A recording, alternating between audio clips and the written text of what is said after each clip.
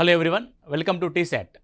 వివిధ పోటీ పరీక్షలకి ప్రిపేర్ అవుతున్న అభ్యర్థుల కోసం శిక్షణా తరగతిలో భాగంగా మనం ప్యూర్ మ్యాథ్స్ అనే టాపిక్ నుంచి ఈరోజు మెన్సురేషన్లో వాల్యూమ్స్ అండ్ సర్ఫేస్ ఏరియాస్ అంటే ఘనపరిమాణాలు మరియు ఉపరితల వైశాల్యాలు అనే చాప్టర్ని డిస్కస్ చేయబోతున్నాం. సో ద కాన్సెప్ట్ ఓరియంటెడ్గా ఇది చాలా కొంచెం ఇబ్బందికరమైన చాప్టర్ అయినప్పటికీ ఒకసారి జాగ్రత్తగా పరిశీలించినట్లయితే చాలా ఈజీగా మనము ప్రాబ్లమ్స్ చేయొచ్చు. కొన్ని ఫార్ములాస్ని గుర్తుపెట్టుకోవడం, వచ్చిన సమస్యని అర్థం చేసుకొని ఏ ఫార్ములా సబ్స్టిట్యూట్ చేయాలో తెలుసుకుంటే మనకి ఈజీగా ప్రాబ్లమ్ని సాల్వ్ చేయొచ్చు. ఇకపోతే మనకు ఆల్రెడీ ముందుగా తెలుసుకున్నట్టుగా మెన్సురేషన్ రెండు భాగాలుగా ఉంటుంది. ఒకటి 2 డైమెన్షనల్ మెన్సురేషన్, రెండవది 3D మెన్సురేషన్. సో 2 డైమెన్షనల్ మెన్సురేషన్లో మనకి ఇలా ఒక పొడవు మరియు వెడల్పు కలిగిన 2 డైమెన్షనల్ అంటే y అక్షము x అక్షము అనే రెండు అంశాలు మాత్రమే ఉంటాయి. అందులో మనం ఒకదాన్ని పొడవు అంటాము, ఒకచోట వెడల్పు అంటాము, భూమి అంటాము, ఎత్తు అంటాము, రకరకాల పేర్లతో మనం పిలుస్తాం. అంటే 2 డైమెన్షన్స్ మాత్రమే ఉంటాయి. సో దీనికి మూడో డైమెన్షన్ అయిన ఎత్తుని కనుక తీసుకున్నాం అనుకోండి, ద థర్డ్ డైమెన్షన్.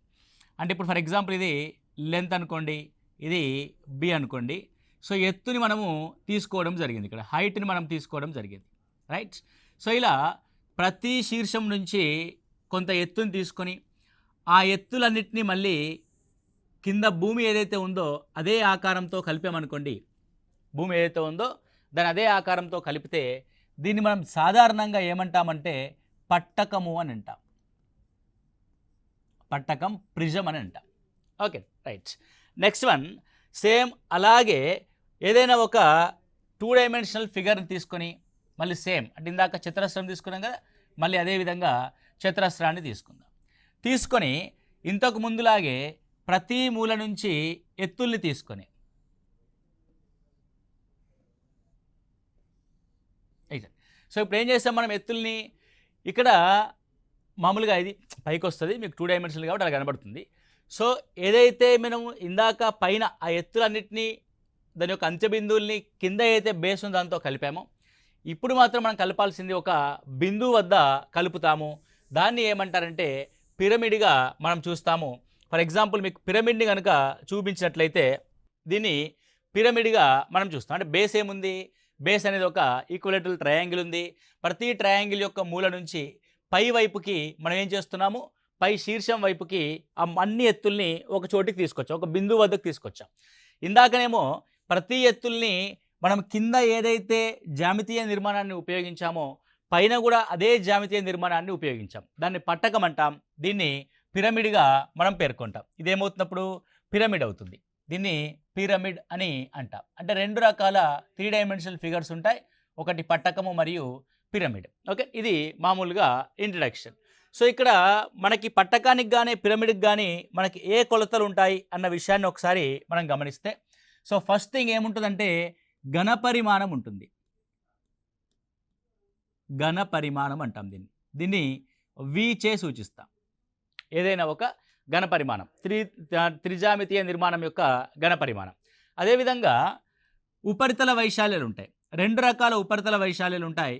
ఒకటి ప్రక్కతల లేదంటే వక్రతల వైశాల్యం,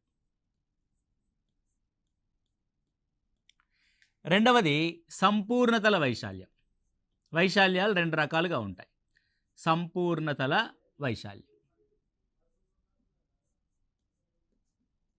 రైట్. సో ఇది ప్రక్కతల వైశాల్యము, సంపూర్ణతల వైశాల్యం. మనకి ఏదైనా త్రిజామితీయ నిర్మాణం కనుక అది పట్టక రూపంలో ఉంటే, అంటే ఏదైతే బేస్ ఉందో ఆ బేస్తోనే మనం టాప్ కూడా క్లోజ్ చేయబడింది అనుకోండి. ఫర్ ఎగ్జాంపుల్ మీ చుట్టూ ఉన్న గదిని చూడండి. సో కింద గది దీర్ఘచతురస్రాకారంలో ఉంటే పైన రూఫ్ కూడా దీర్ఘచతురస్రాకారం రూపంలోనే ఉంటుంది. అలాంటి వాటికి పట్టకము అని పేరు. సో దాని యొక్క ఘనపరిమాణం ఏ విధంగా ఉంటుందంటే భూవైశాల్యము ఇంటూ ఎత్తు. అంటే కింద మనము ఏ భూమిని తీసుకున్నాము ఆ భూవైశాల్యము ఇంటూ ఎత్తుగా మనం చూస్తాం. భూవైశాల్యం ఇంటూ ఎత్తు. ఒకవేళ అదే త్రిజామితీయ నిర్మాణానికి ఇప్పుడు మీకు గది ఉంది, మీ గదికి ప్రక్కతలాల వైశాల్యం ఏమవుతుంది, గది మధ్యలో కుర్చీ వేసుకొని చుట్టూ పరిశీలించారనుకోండి 4 గోడలు కనబడతాయి. ఆ 4 గోడల యొక్క వైశాల్యమే ప్రక్కతల వైశాల్యం అవుతుంది. అంటే 4 గోడలు ఎక్కడ నిర్మించబడాయి, ఇది మన యొక్క గది. ఈ గది యొక్క అంచుల వెంబడి గోడలు నిర్మించబడి ఉంటాయి. అంటే అంచుల వెంబడి అని అంటే ఈ అంచుల యొక్క కొలతల మొత్తాన్ని మనం ఏమంటాము? చుట్టుకొలత అని అంటాం. అంటే గది యొక్క గోడలు ఎక్కడ నిర్మించబడి ఉంటాయి? చుట్టుకొలత పైన నిర్మించబడి ఉంటాయి. కాబట్టి ఇది చుట్టుకొలత ఇంటూ ఎత్తు. చుట్టుకొలత ఇంటూ ఎత్తు అంటే ఏదైనా ఒక వక్రతల వైశాల్యం ఏమవుద్ది మనకి? చుట్టుకొలత ఇంటూ ఎత్తుగా మనకి రావడం జరుగుతుంది. అండ్ సంపూర్ణతల వైశాల్యం ఏమవుద్ది? సంపూర్ణతల వైశాల్యం అంటే ఏంటి? ఇప్పుడు మీరు గదిలో కూర్చున్నారు కదా, ఇప్పుడు మీ గదిలో ఆ గదికి ఎన్ని తలాలు ఉన్నాయి? తలాలంటే మనం ముట్టుకుంటే తగిలేవి. ఓకే అండి, రైట్ అండి. సో మనం ఇలా ముట్టుకుంటాను. ఇప్పుడు ఫర్ ఎగ్జాంపుల్ పెన్ ఉందనుకోండి, ఈ పెన్నుకు నేను పైన టచ్ చేస్తున్నాను, కింద టచ్ చేస్తున్నాను, ఫ్రంట్ టచ్ చేస్తున్నాను, బ్యాక్ టచ్ చేస్తున్నాను, లెఫ్ట్ టచ్ చేస్తున్నాను, రైట్ టచ్ చేస్తున్నాను. ఈ విధంగా మొత్తము చుట్టూ 4 తలాలు, పైన రూఫ్ ఒక తలము, కింద బాటం ఒక తలం, అంటే మొత్తము 6 తలాలు ఉంటాయి. అంటే పక్కన ఉన్న వైశాల్యాల యొక్క మొత్తము ప్రక్కతల వైశాల్యము plus roof and bottom same ఉంటుంది. కాబట్టి సో ఏదైతే భూ చుట్టుకొలత ఉందో ఆ రెండు, అంటే ఏదైతే భూ పరిమాణం ఉందో ఆ భూ వైశాల్యము అండ్ రూఫ్ యొక్క వైశాల్యం రెండు సేమ్. కాబట్టి మనం ఇక్కడ ఏం రాయొచ్చు అంటే ప్రక్కతల వైశాల్యము, సంపూర్ణతల వైశాల్యం ఏమొస్తాయి? ప్రక్కతల వైశాల్యము ప్లస్ 2 భూ వైశాల్యాలు వస్తాయి. అంటే ఎందుకు? రూఫ్ కూడా సేమ్ ఉంటుంది కాబట్టి 2 భూ వైశాల్యాలు వస్తాయి. ఇది పట్టకానికి సంబంధించింది. పట్టకానికి ఎగ్జాంపుల్స్ కనుక మనం గమనిస్తే, ఉదాహరణలు కనుక మనం పట్టకానికి తీసుకున్నట్లయితే, ఒకటి ఘనం, ఓకే, రెండవది దీర్ఘఘనం,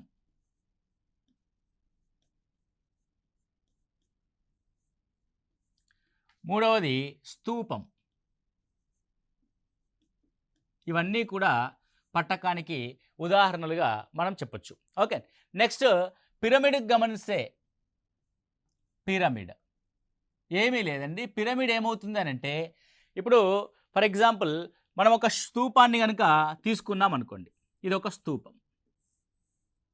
స్తూపాన్ని కనుక 3వ వంతు కత్తిరించినట్లయితే ఇలా ఏర్పడిన దాన్ని శంకు అంటాం. నీకు పట్టకం కూడా, పట్టకం అంటే కింద ఏదైతే బేస్ ఉందో పైన ఉన్న రూఫ్ కూడా దాంతోనే మూయబడి ఉంటుంది. కాకపోతే పిరమిడ్కి వచ్చేసరికి ఏమవుతుంది? పైన ఒక బిందువు ఆకారంలో మూయబడి ఉంటుంది. కాబట్టి ఇది ఒక 3 పరిమాణాత్మకమైన జామితీయ నిర్మాణంలో 3వ వంతు. ఎన్నో వంతు అన్నది? 3వ వంతు. ఎందుకంటే ఇది 1 పార్ట్, ఇది 2 పార్ట్స్, ఇది 3 పార్ట్స్, 3వ వంతు. కాబట్టి అప్పుడు ఏమవుతుందంటే పిరమిడ్ యొక్క వైశాల్యము 1/3 ఇంటూ భూ వైశాల్యము ఇంటూ ఎత్తు. భూ వైశాల్యం ఇంటూ ఎత్తు, రైట్ అండి. ఇప్పుడు ఏదైనా సరే ఒక పట్టకం అనేది త్రిభుజాకృతిని కలిగి ఉంటుంది. ఓకే అండి, మీరు చూడండి జాగ్రత్త. ఒక వైపును చూస్తే మనకి ఏం కనబడుతుంది అంటే త్రిభుజాకారం కనబడుతుంది. త్రిభుజం అంటే అర్థమైంది, దాని యొక్క వైశాల్యం ఏ విధంగా అనుకుంటాం మనము? హాఫ్ ఇంటూ బేస్ ఇంటూ ఎత్తుగా మనం చూస్తాం. కాబట్టి ఇక్కడ బేస్ ఏంటి? దాని యొక్క చుట్టుకొలత. కాబట్టి హాఫ్ ఇంటూ దాని చుట్టుకొలత ఇంటూ ఎత్తు. చుట్టుకొలత ఇంటూ ఎత్తుగా మనం చూస్తాం. అదేవిధంగా సంపూర్ణతల వైశాల్యం. సంపూర్ణతల వైశాల్యం అంటే సేమ్ ప్రక్కతల వైశాల్యము ప్లస్ దీనికి బేస్ మాత్రమే ఉంటుంది, పైన రూఫ్కి వైశాల్యం ఉండదు. అవన్నీ కూడా ఒక బిందువు వద్దకి జాయింట్ అయి ఉంటాయి. కాబట్టి ఒకే ఒక భూ వైశాల్యం ఉంటుంది ఇక్కడ. సో భూ వైశాల్యము, భూమి దేనిగా ఉంటే దానికి. మరి సో పిరమిడ్కి ఎగ్జాక్ట్గా ఎగ్జాంపుల్గా మనం దేన్ని తీసుకుంటాము అని అంటే, మన నిత్య జీవితంలో చూసేది శంకువు. దేనిగా చూస్తామంటే దీన్ని శంకువుగా మనం చూడవచ్చు, రైట్. సో ఇది మనం మామూలుగా ప్రతి దాని యొక్క ఫార్ములాని మనం క్రియేట్ చేయడానికి మనకు దాని యొక్క 2 డైమెన్షనల్ ఫిగర్ యొక్క వైశాల్యం తెలియాలి, అదేవిధంగా దాని యొక్క చుట్టుకొలత తెలియాలి, రైట్. ఇప్పుడు ఒక్కొక్క దాని గురించి వివరంగా మనం చూసినట్లయితే, ఒక్కొక్క దాని గురించి మనము వివరంగా చూస్తే ఒకసారి ఇలా చూడండి. సో ఏదైనా ఒక 3 డైమెన్షనల్ ఫిగర్ని మనం తీసుకుందాం.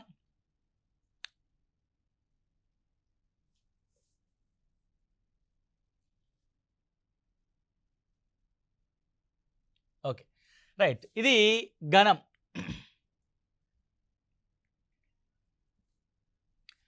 ఇదేంటంటే ఘనం. దీన్ని క్యూబ్ అని అంటాం. దీని పేరు ఏంటంటే క్యూబ్. క్యూబ్ అంటే ఏంటంటే, సో భూమి చతురస్రంగా ఉండి, భూమి ఎలా ఉంటుందండి? చతురస్రంగా ఉంటుంది. చతురస్రం అంటే దీని యొక్క పొడవు కామ వెడల్పులు ఏ కామ ఏ అనే కొలతల్ని కలిగి ఉంటాయి. అదేవిధంగా దీని యొక్క ఎత్తు కూడా సేమ్ త్రిభుజం యొక్క అంటే చతురస్రం యొక్క భుజాల కొలతలు ఏవైతే ఉన్నాయో దాని ఎత్తు కూడా ఏలాగానే ఉంటుంది. అంటే దాని యొక్క పొడవు ఏనే, వెడల్పు ఏనే, దాని యొక్క ఎత్తు కూడా ఏనే. అంటే సమానమైన పొడవు, వెడల్పు మరియు ఎత్తులు కలిగిన దీర్ఘ ఘనాకృతిని ఏమంటారంటే మనము ఘనంగా పేర్కొంటాం. ఇప్పుడు దీని యొక్క వాల్యూమ్ వి రాస్తాను నేను. వి అంటే వాల్యూమ్ అని చెప్పుకున్నాం ఆల్రెడీ. భూవైశాల్యం ఏమవుద్ది? పొడవు ఇంటూ వెడల్పు, a into a square, and ఎత్తు కూడా ఏనే కాబట్టి ఏ క్యూబ్. రైట్ అండి. What is the volume? A cube. Then what is the lateral surface area? దీన్ని ఎల్ఎస్ఏగా పేర్కొంటాం. ప్రక్కతల వైశాల్యాన్ని మనము లాటరల్ సర్ఫేస్ ఏరియాగా మనం చూస్తాం. సో ఇది LSA or curved surface area సిఎస్ఏగా మనం రాస్తాం. కాబట్టి ఎల్ఎస్ఏ ఈజ్ ఈక్వల్ టు ఏమవుతున్నప్పుడు భూమి యొక్క చుట్టుకొలత, భూమి యొక్క చుట్టుకొలత ఏమైంది? 4a into height a into a square, 4a square అయింది. అదేవిధంగా టోటల్ సర్ఫేస్ ఏరియా అంటే సంపూర్ణతల వైశాల్యం అంటాం మనం దీన్ని. సో టోటల్ సర్ఫేస్ ఏరియాని మనం దేంతో చూపిస్తాము? టీఎస్ఏచే సూచిస్తాం total surface area. Total surface area అంటే ఏంటి అర్థము? ప్రక్కతల వైశాల్యం 4a స్క్వేర్, కిందున్న బాటం ఏ స్క్వేర్, పైనున్న రూఫ్ ఏ స్క్వేర్, మొత్తం 6a స్క్వేర్కి సమానం. దేనికి సమానం అండి? 6a స్క్వేర్కి సమానం. సో ఘనపరిమాణం యొక్క కొలతలు ఏమవుతాయంటే యూనిట్ క్యూబ్ ఉంటుంది. దాని యొక్క కొలతలు ఎంతండి? Unit cube. అంటే సెంటీమీటర్ ఉంటే సెంటీమీటర్ క్యూబ్, మీటర్ క్యూబ్ ఉంటే మీటర్ క్యూబ్. సో సంపూర్ణతల వైశాల్యానికి యూనిట్ స్క్వేర్, ప్రక్కతల వైశాల్యానికి కూడా యూనిట్ స్క్వేర్ అనే కొలతల్ని కలిగి ఉంటుంది. ఇది ఘనంకి ఉండవలసిన ముఖ్యమైన కొలతలు: volume, lateral surface area, total surface area. అదేవిధంగా ఒక ఘనంలో ఒక మూల నుంచి దాని ఎదురుగా ఉన్న మూలకి గీయబడిన అతి పొడవైన రేఖని దాన్ని ఏమంటారంటే కర్ణము అని అంటాం. ఇది కర్ణము, డయాగ్నల్ ఆఫ్ ఏ క్యూబ్. కర్ణం ఈజ్ ఈక్వల్ టు a√3 అవుతుంది. కర్ణం యొక్క కొలత ఏమవుతుందండి? a√3. అప్పుడప్పుడు నీకు ప్రశ్నలు ఏమంటే అంటే భుజం, సో భుజానికి √3 రెట్లు ఉంటుంది. నీకు అప్పుడప్పుడు భుజం ఇవ్వకుండా కర్ణం యొక్క కొలత ఇస్తాడు. సో కర్ణం నుంచి మనము భుజాన్ని రాసి మిగతా అంశాన్ని మనం ఇక్కడ పరిశీలిస్తాం. ఓకే, ఇది ఘనానికి సంబంధించిన అంశం. ఒకవేళ భూమి ఏదైనా ఒక 3D నిర్మాణం యొక్క భూమి కనుక దీర్ఘచతురస్రాకారంలో ఉంటే ఎలా ఉంటుందండి? దీర్ఘచతురస్రాకారంలో ఉంది. సో ఈ విధంగా దీచా ఆకృతిలో ఉంది. సో దీచా ఆకృతిలో ఉంటే దాన్ని ఏమంటాము అని అంటే దీర్ఘఘనము అని అంటాం.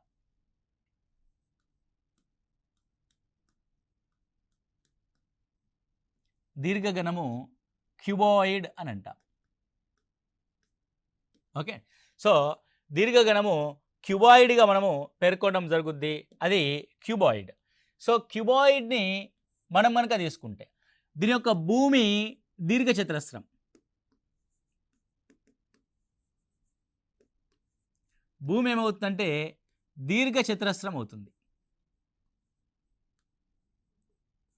సో దీర్ఘచతురస్రం అంటే దాని యొక్క పొడవు ఎల్, దాని యొక్క వెడల్పు బి. అంటే ఉండాల్సిన కొలతలు రెండు ఎల్ అండ్ బి. అదేవిధంగా దీని హెచ్ అనే ఎత్తుగా మనం కూడా మూడో డైమెన్షన్ యాడ్ చేసాం కాబట్టి మూడో కొలత హెచ్. సో మూడో కొలత హెచ్. ఇది దాని యొక్క భూమి ఏమో దీర్ఘచతురస్రంగా ఉంటుంది, ఎత్తేమో హెచ్గా ఉంటుంది. దీర్ఘచతురస్రంలో పొడవు కామ వెడల్పులు ఉంటాయి, హెచ్ కామ ఎత్తు. ఇప్పుడు దీని యొక్క ఘన పరిమాణాన్ని రాద్దాం. వాల్యూమ్ని కనుక రాస్తే volume is equal to, so volume అంటే ఏంది? భూవైశాల్యము ఇంటూ దీర్ఘచతురస్రం యొక్క భూవైశాల్యం ఏంటి? L into B into H, LBH. What is that? LBH. అదేవిధంగా లాటరల్ సర్ఫేస్ ఏరియా అంటే ప్రక్కతల వైశాల్యం is equal to lateral surface area. మీకు ఆల్రెడీ చెప్పాం, మీరు ఒక దీర్ఘచతురస్రాకారపు గదిలో కనుక ఉంటే మీ చుట్టూ 4 గోడలు ఉంటాయి. ఒక గోడనేమో పొడవు వెంబడి ఎత్తుగా ఉంటుంది, ఇంకో గోడ కూడా పొడవు వెంబడి ఎత్తుగా ఉంటుంది. అంటే ఒకవైపు ఉన్న గోడ, ఫర్ ఎగ్జాంపుల్ మీకు లెఫ్ట్ అండ్ రైట్లో 2 గోడలు ఉన్నాయి అనుకోండి పొడుగ్గా, అంటే అది ఆ దీర్ఘచతురస్రం యొక్క పొడవు వెంబడి ఎత్తుగా ఉన్న గోడ. దానికి ఆపోజిట్లో కూడా దీర్ఘచతురస్రం యొక్క పొడవు వెంబడి ఎత్తుగా ఉన్న గోడ. దీర్ఘచతురస్రం యొక్క పొడవు వెంబడి ఎత్తుగా ఉన్న గోడ యొక్క వైశాల్యము 2 ఉన్నాయి కాబట్టి అవి 2 × L × H. ఒకవేళ మీకు ముందుగా చిన్న గోడ ఉందనుకోండి, అది ఎలా ఉంటుంది? భూమి అయినటువంటి దీర్ఘచతురస్రానికి పొడవు వెంబడి ఎత్తుగా ఉన్న గోడ, దానికి ఆపోజిట్లో కూడా వెడల్పు వెంబడి ఎత్తుగా ఉన్న గోడ, దానికి ఆపోజిట్లో కూడా వెడల్పు వెంబడి ఎత్తుగా ఉన్న గోడ, అవి కూడా 2 గోడలు ఉన్నాయి. అంటే వెడల్పు వెంబడి ఎత్తుగా ఉన్న గోడ కాబట్టి 2 టైమ్స్ ఆఫ్ BHగా మనం రాస్తాం. రెండిట్లో 2 టైమ్స్ ఆఫ్ L + B అంటాం. ఇదే చుట్టుకొలత ఇంటూ ఎత్తు. ఆల్రెడీ మీకు ఫార్ములా కూడా చెప్పాం. సో ప్రక్కతల వైశాల్యం అంటే చుట్టుకొలత ఇంటూ ఎత్తు. చుట్టుకొలతని 2 L + Bగా మనం రాస్తాం.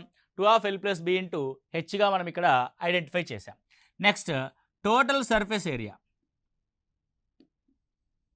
టోటల్ సర్ఫేస్ ఏరియా అంటే ఏంది అర్థము? సో ప్రక్కతల వైశాల్యము plus base area and roof area. So ప్రక్కతల వైశాల్యం ఎంత అంటే 2 లేకపోతే ఇలా రాద్దాం, సింప్లిఫై చేసి రాద్దాం, 2 LH ప్లస్ 2 BH. సో దీని యొక్క బేస్ ఏముంది? దీర్ఘచతురస్రం ఉంది బేస్, కాబట్టి దీర్ఘచతురస్రం యొక్క వైశాల్యం LB, దాని యొక్క రూఫ్ యొక్క వైశాల్యం కూడా LBA. కాబట్టి 2 times of LH, 2 times of BH, 2 times of LB. కాబట్టి 2 times of LB plus LH plus BHగా మనం రాస్తాం. ఇది ఒక దీర్ఘగణం యొక్క టోటల్ సర్ఫేస్ ఏరియాకి సంబంధించిన ఫార్ములా. దీర్ఘగణంలో కూడా మనకు గణంలో ఉన్నట్టుగానే దాని యొక్క కర్ణం ఉంటుంది. ఇదే అతి పొడవైన కొలతగా మనం చూస్తాము. దాని యొక్క కర్ణం is equal to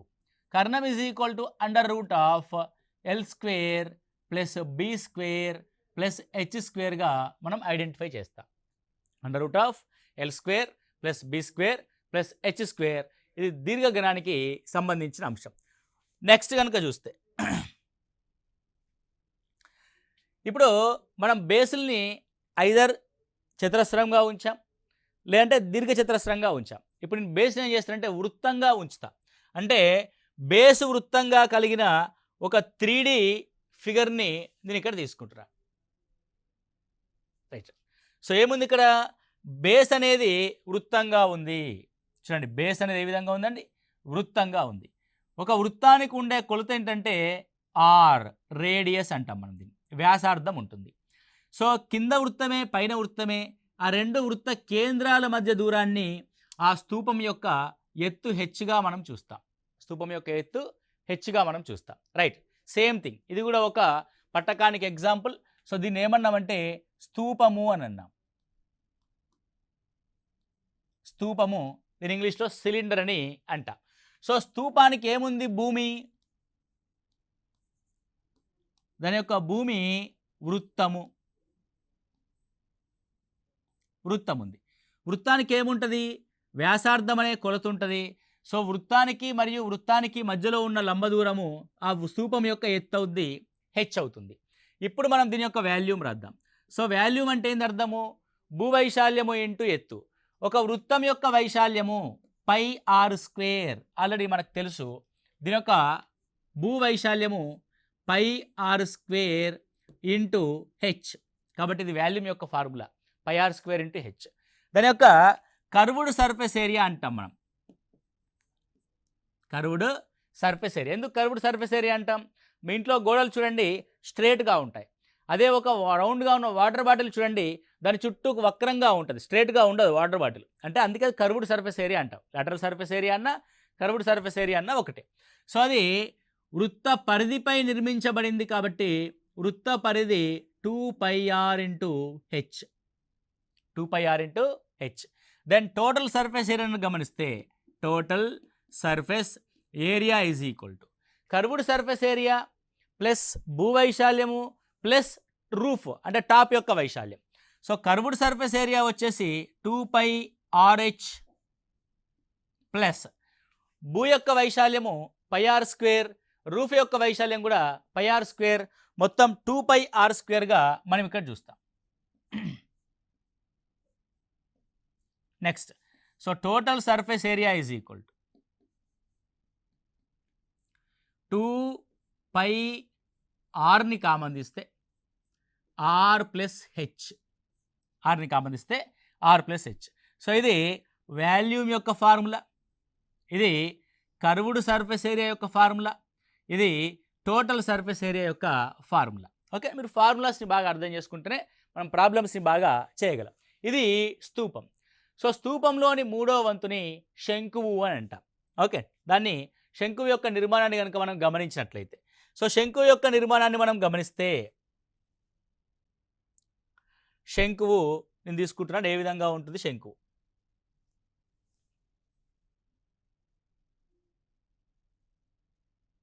okay,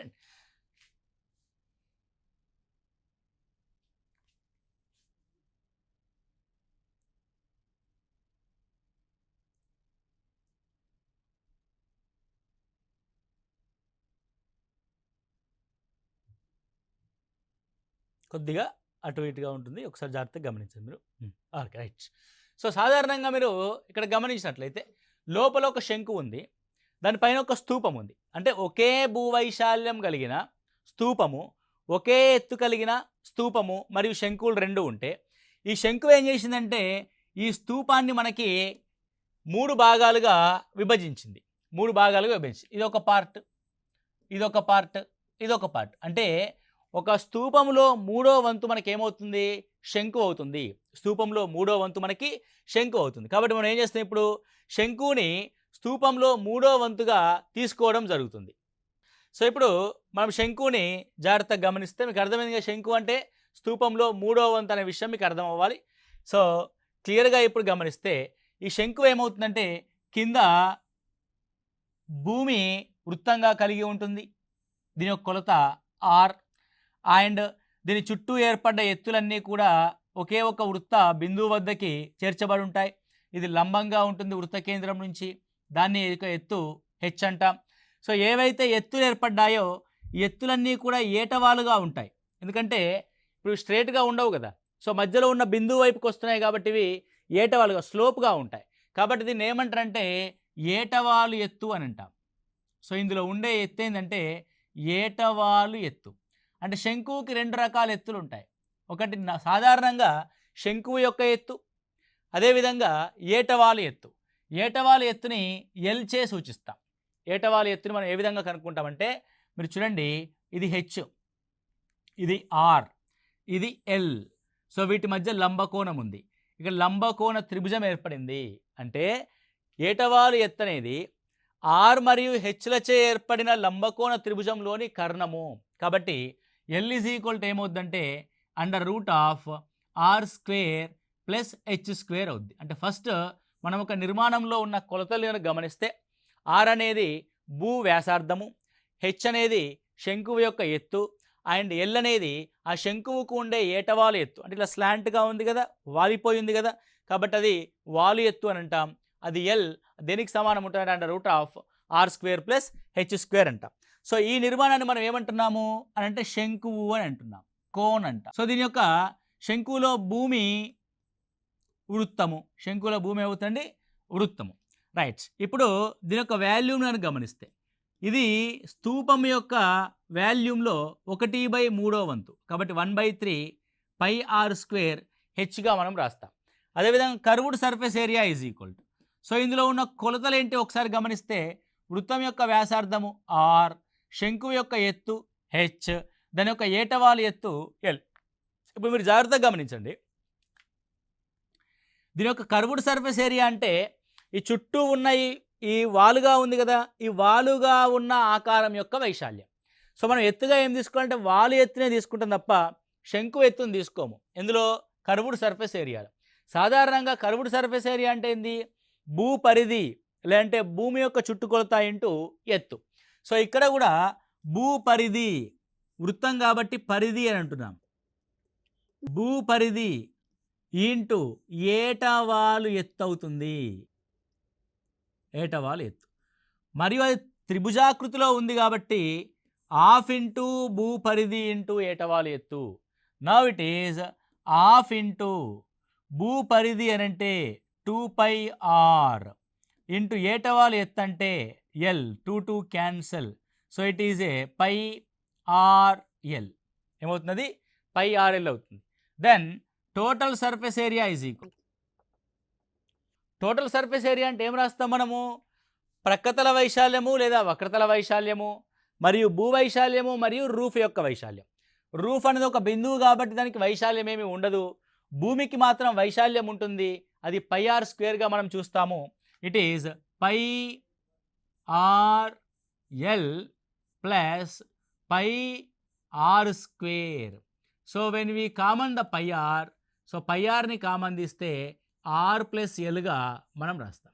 so πr of r+l. So ఇది శంకువుకి సంబంధించిన అంశం. శంకువులో ఉండే కర్వ్డ్ సర్ఫేస్ ఏరియా, శంకులో ఉండే టోటల్ సర్ఫేస్ ఏరియా, శంకులో ఉండే ఘన పరిమాణం. అలాగే ఇంకొక నిర్మాణం ఉంటుంది, అది గోళము అని. సో గోళాన్ని కనుక గమనించినట్లయితే గోళానికి స్పెసిఫిక్గా ఫీచర్ ఏముంటుంది అని ఒకసారి మనం గమనిద్దాం. సో ఇది గోళం, రైట్. సో గోళము ఏ విధంగా ఉంటుంది, దీని యొక్క ప్రత్యేకమైన ఫార్ములాస్ ఏముంటాయి అని ఒకసారి చూస్తే, సో ఇది radius R, radius R. So మీరు దీన్ని జాగ్రత్తగా అర్థం చేసుకుంటే ఏ విధంగా అర్థమవుతుంది అంటే, ఇలా ఒక గోళంలో 4 శంకు ఆకృతులు కలిగి ఉంటాయి అనే విషయాన్ని మీకు అర్థం చేసుకోండి. ఈజీగా అండర్స్టాండింగ్ అవుద్ది గోళం అనేది. ఇప్పుడు చూడండి, నేనేం చేశానంటే ఈ గోళాన్ని 4 శంకు ఆకృతులతో ఫిల్ చేశా. అవునా కదా? అంటే ఆల్మోస్ట్ ఆల్ కేంద్రం వద్దకి అవన్నీ కూడా కలవబడుతున్నాయి. 1 2 3 4. అంటే ఇటువైపు 2 శంకువులు, ఇటువైపు 2 శంకువులు తీసుకుంటే ఆ వృత్తాలన్నీ కూడా ఏమైతే అంటే 4 వైపుల నుంచి ఆ గోళాన్ని ఫుల్ఫిల్ చేశాయి. అంటే శంకువులో ఏమున్నాయి అంటే గోళంలో ఏమున్నాయి అని ఒకసారి గమనిస్తే, సో మనకి గోళంలో ఉన్న అంశాలని మనం తీసుకున్నట్లయితే, గోళము మీరు మామూలుగా చూసుకుంటే లడ్డు లేదంటే మన క్రికెట్ బంతిని మనం చూస్తాం. ఓకే, సో స్పియర్ అంటాం. ఓకే, సో నేను ఏం చేశానంటే 4 శంకువులు ఇమర్చా గోళంలో. సో గోళంకు ఉండే కొలత ఆర్ అనే ఒకే ఒక కొలత ఉంటుంది. ఎలాంటి శంకువుల్ని ఇమిడ్చానంటే 6 వ్యాసార్థము ఎత్తు కలిగిన, 6 వ్యాసార్థము కలిగి 6 ఎత్తు కలిగిన శంకువులు. అంటే నా శంకువు ఏ విధంగా ఉంది అని ఒకసారి గమనిస్తే, శంకువు యొక్క వ్యాసార్థము 6, దాని యొక్క ఎత్తు కూడా 6. అలాంటి శంకువులు 4 ఒకదానితో ఒకటి ఇమిడ్చితే మనకు ఏర్పడేది ఒక గోళ పరిమాణం అనేది ఏర్పడుతుంది. మీరు ఇక్కడ కూడా కొద్దిగా క్లియర్గా చూస్తూ ఉన్నారు. ఇప్పుడు మనం దీని యొక్క వాల్యూమ్ని గమనిద్దాం. సో ఏమంటున్నాను నేను, 4 శంకువులు ఇమర్చబడిన ఒక ఆకృతి అంటున్నాను. సో ఒక్కొక్క శంకువు యొక్క ఆకృతి 1/3 πr² హెచ్. హెచ్ కూడా ఆరే కాబట్టి πr³ 4 కాబట్టి 4/3 πr³. అంటే శంకువు యొక్క వ్యాసార్థము మరియు ఎత్తులు సమానంగా ఉండి అలాంటి 4 శంకువుల్ని ఒకదానితో ఒకటి 4 వైపుల నుంచి ఇమిడిస్తే మనకి గోళం యొక్క పరిమాణం అనేది ఏర్పడుతుంది. అందుకే దాని యొక్క ఫార్ములా ఏమవుతుందంటే 4/3 πr³ అనేది అవుతుంది. మరి దీనికి ఉండేది ఏంటంటే ఒకే ఒక చుట్టుకొలత ఉంటుంది, అంటే ఒకే ఒక ఉపరితల వైశాల్యం ఉంటుంది. అది 4 వైపుల నుంచి 4 వృత్తాలని సరౌండ్ చేశాం కాబట్టి 4 వృత్త వైశాల్యాలకి సమానం అవుతుంది. కాబట్టి ఇది సంపూర్ణతల వైశాల్యము, కర్వ్డ్ సర్ఫేస్ ఏరియా లేదంటే వక్రతల వైశాల్యము రెండు కూడా ఒకటే అవుతుంది. ఇక్కడ 4 వృత్తాలు అంటున్నాం కాబట్టి ఇది 4πr²గా మనం చూస్తాము. 4πr²గా మనం చూస్తాం, రైట్. సో ఇది మనకు గోళానికి సంబంధించిన అంశం. ఒకటి 4/3 πr³, ఒకటి కర్వ్డ్ సర్ఫేస్ ఏరియా 4πr² అనే అంశాన్ని చూసాం. సో మనము ఈ క్లాస్లో మనం ఏం చూసామంటే అసలు ఫార్ములాస్ అనేది ఏ విధంగా ఉన్నాయి ఒక్కొక్క నిర్మాణానికి అన్న అంశాన్ని చూసాం. సో నెక్స్ట్ క్లాస్లో మనము వీటికి సంబంధించిన క్వశ్చన్స్ ఏ విధంగా వస్తున్నాయి, సో ఏ విధంగా సాల్వ్ చేయాలి, ఏ క్వశ్చన్కి ఎలాంటి ఫార్ములాని ఉపయోగించాలనేది తర్వాతి క్లాస్లో మనం చూస్తాము. Okay, thank you, all the best.